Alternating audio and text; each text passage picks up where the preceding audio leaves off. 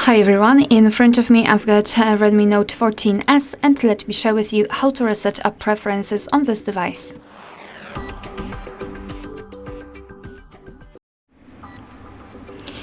So let's start with opening the settings, and here we have to scroll and find the apps. So let's find it, and here we've got them with this gear icon.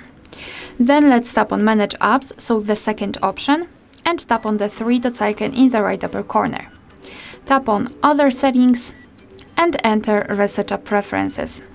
So here our device is informing us what it will actually reset, so among others disabled app notifications and background data restrictions for apps.